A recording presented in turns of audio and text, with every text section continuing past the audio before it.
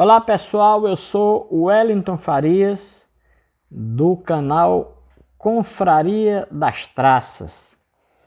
Estou aqui não para fazer resenha, fazer crítica literária, que não é minha praia. Eu não sou crítico literário, mas apenas dar umas impressões pessoais sobre um livro que acaba de ser lançado e que eu acho muito importante. Livros, documentos são sempre muito importantes para a gente compreender a nossa própria história. O livro, aqui eu vou fazer referências muito pessoais, naturalmente, tem o título Os Olhos do Exílio, Fragmentos e Antimemórias, de Francisco Barreto. Francisco Barreto, que foi secretário de Planejamento no governo de Buriti, é professor de Direito da Universidade Federal da Paraíba, foi vereador em João Pessoa e o principal desse relato aqui é o seu período de exílio na França, em Paris, que vai de 1969 a 1974. Eu acho importante, sobretudo para você, neste momento do Brasil, que acha que ditadura é a solução, que o AI-5 é a solução, que você leia este e outros livros que são fragmentos de uma época, que o Brasil não deve viver mais. Não podemos permitir que o Brasil retroceda aqueles tempos negros das ditaduras, dos generais truculentos, dos Newton Cruz da vida, não é?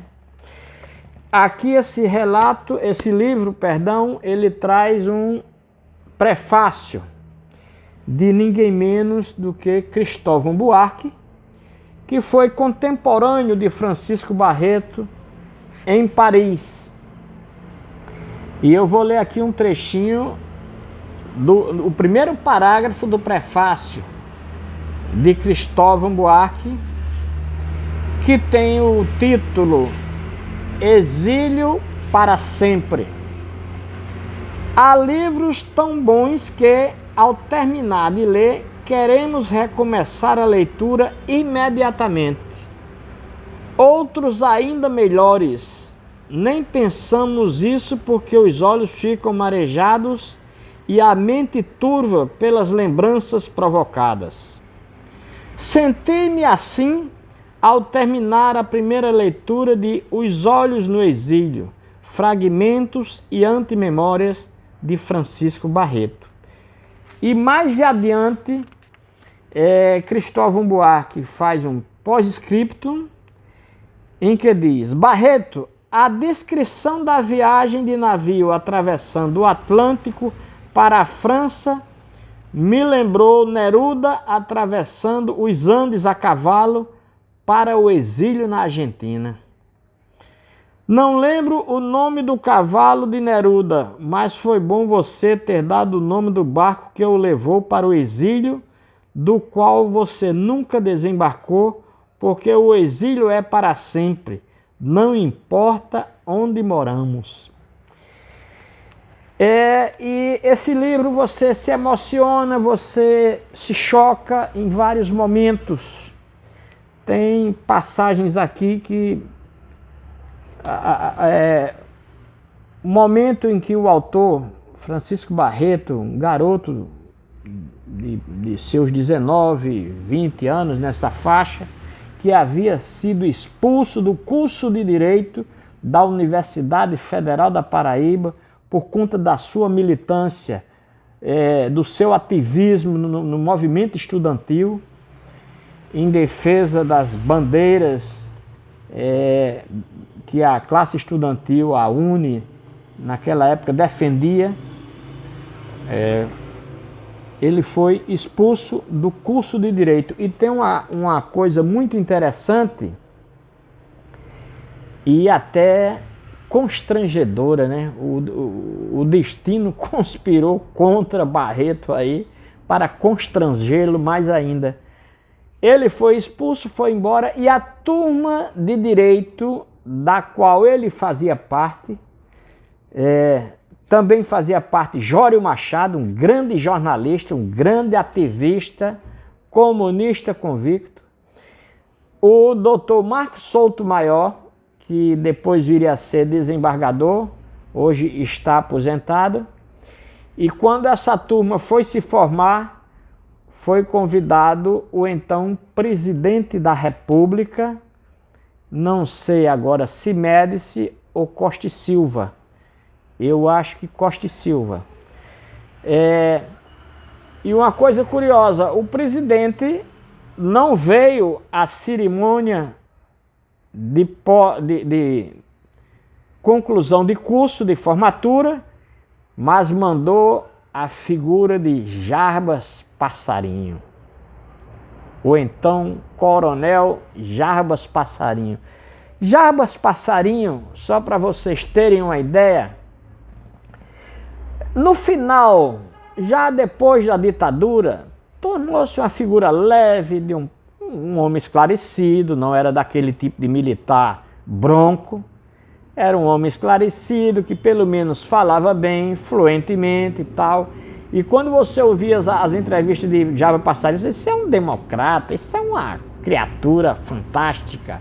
Mas Jarbas Passarinho foi aquele camarada em que, preste bem atenção, no momento em que Costa e Silva tinha sérias dúvidas de que deveria ou não assinar o ato institucional número 5, o famoso AI-5, que assim subtraía, tirava todos os direitos civis, suspendia, promovia cassações, olha, era um estrago na vida política brasileira, social e política brasileira.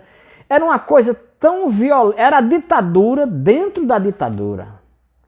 Era um grupo radical da ditadura apertando ainda mais o cerco. Era uma coisa tão violenta que o próprio Costa e Silva, o presidente general da época da ditadura, estava com receio, com medo de assinar. E então o coronel Jarbas Passarinho, veja, mas a história é cruel com esse povo, disse o seguinte: presidente, aos escrúpulos, aliás, presidente, as favas com os escrúpulos democráticos, assine o AI-5. Aí Costa e Silva meteu a caneta e levou o Brasil para uma situação lamentável, triste. Aí começaram cassações, as torturas que já aconteciam passaram a ser uma política de Estado, foi assim um inferno. Então tem muita coisa interessante nesse livro, e eu quero falar aqui a passagem da prisão de Barreto. O difícil de falar sobre um livro sem cometer spoiler, eu estou tentando aqui falar sem cometer spoiler, senão daqui a pouco você não vai precisar ler o livro. Mas tem uns trechos interessantes. Vou ler um trecho sobre a prisão do autor Francisco Barreto. Havia sido preso na minha casa e ainda portando farda do Liceu Paraibano, fui empurrado e recambiado ao quartel num jipe do Exército, onde estavam um sargento e 2 soldados, um dos quais portava uma metralhadora. Fui encarcerado numa cela no quartel e posto junto a vários presos, dos quais distingo a presença de Adalberto Barreto, jornalista, nosso colega, João Manuel de Carvalho, também jornalista, nosso colega, Antônio Augusto Arrochella, um dos deputados mais atuantes e de melhor desempenho na tribuna que eu pude presenciar na Assembleia Legislativa durante quase 30 anos que eu passei cobrindo a sessão. e vários líderes camponeses de sapé, dentre os quais estava Nego Fuba, que depois foi morto. Essa história é bastante conhecida. Então, esse relato de Barreto, esse livro é uma contribuição muito importante para você compreender o que foi a ditadura. Outro momento que me chocou bastante nesse livro. Barreto, quando criança, era muito católico, ao ponto de ter até o seu altar, de fazer orações e tal.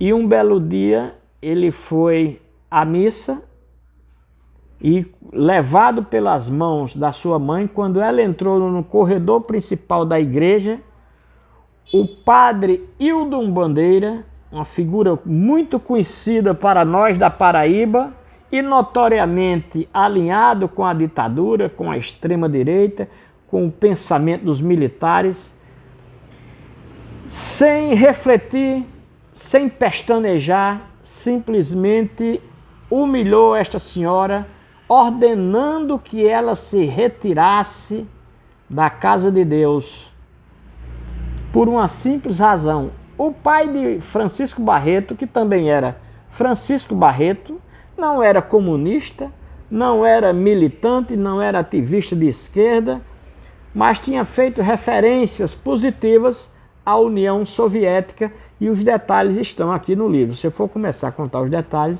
vira spoiler. Eu acho esse um dos momentos mais chocantes do livro, em que a mulher foi humilhada por um sacerdote, ministro de Cristo. Barreto também conta sua... quando eu fui ler o livro e que fala sobre Paris, que ele vai para Paris, na minha memória veio logo aquele clássico de Ernesto Hemingway, Paris é uma festa. Eu digo, bom, Barreto, um jovem sonhador, intelectual, vai se dar muito bem em Paris. Quem não quer ir a Paris? Só que o Barreto não usufruiu daquele banquete de Hemingway, não. Pelo contrário, a barra foi muito pesada e, repito, não vou detalhar aqui para não cometer spoiler. E teve um dado momento que ele esteve assim bem pertinho de Pablo Neruda, mas faltou coragem, ele amarelou, não se apresentou a Neruda, ficou contemplando aquele monstro sagrado da poesia à distância. Eu vou repetir, principalmente para você que acha neste Brasil de hoje, atual, um Brasil que muita gente vai se arrepender de ter apoiado o que está acontecendo hoje. A história é cruel, a história é implacável. Você que acha que ditadura é a solução e AI-5, você deve ler livros como estes para clarear mais a sua cabeça, a sua mente.